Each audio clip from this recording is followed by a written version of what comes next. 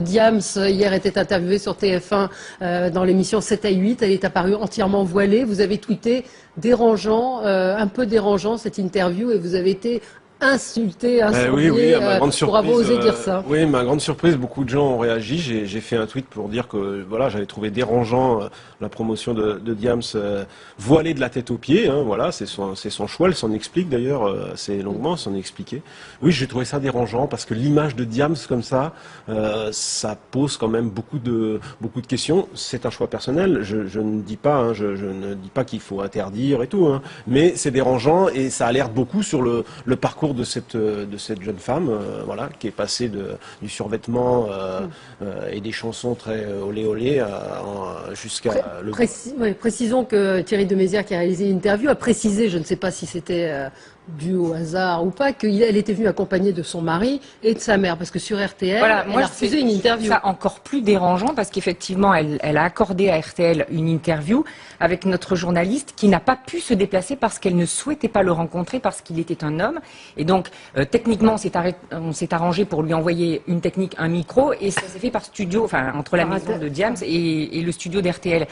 Elle ne reçoit pas le journaliste d'RTL, elle reçoit le journaliste de TF1. C'est pas une question de journaliste, mais pourquoi il y a 2 poids 2 mesures? Parce que la télé c'est plus important. Enfin, oui, ou que l'homme, son mari était là. Visiblement, hier, vous avez tweeté que vous aviez été dérangé par Diams, qui était entièrement voilée, donc qui a fait cette interview accompagnée de son mari et sa mère. Je rappelle, Alba Ventura, vous nous avez précisé que sur RTL, elle avait refusé l'interview avec un homme journaliste, Gérard Carrero. Oui, moi j'ai été également choqué par cette interview.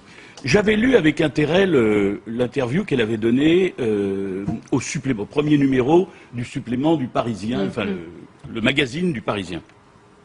Bon, là, rien de choquant. Pour moi, elle expliquait comment elle était, après son trouble, sa dépression, etc., comment elle en était venue à se convertir à l'islam.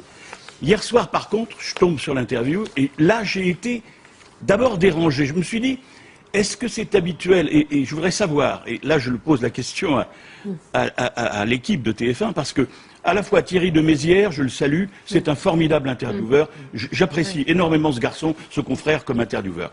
Mais je me demande s'il n'y avait pas des contraintes dans cette interview. J'ai remarqué pendant toute la période où je l'ai regardée, c'était long, qu'elle était en pied, comme on dit. Elle n'était pas, il y avait beaucoup plus, et on la voyait en pied, c'est-à-dire avec son habit complet.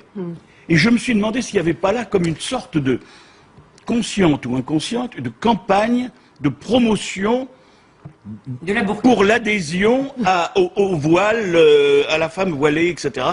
J'étais gêné par cette... Et alors après, oui, il y avait de la mise en scène. Si on rajoute qu'elle était un peu accompagnée et que ça s'est fait dans des conditions, je dirais, d'une certaine forme de pression sur l'interview, ça me renforcerait dans cette idée. Je pense que ça ressemble quelque part.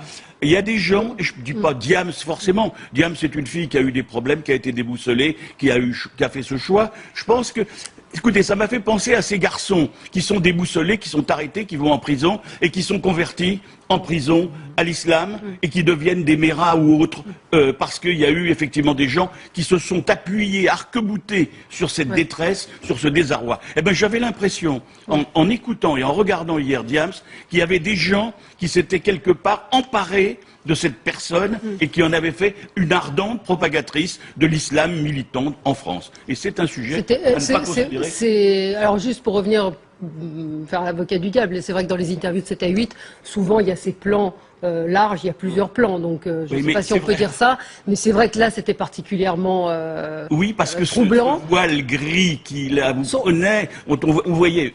Elle n'était pas en burqa, on voyait ses yeux et son visage, mais quand même, il y avait une espèce... Le visage était une toute petite chose, ce qui était omniprésent pour le téléspectateur. Oui, c'était le voile. C'était le voile. Rost, choqué, pas choqué?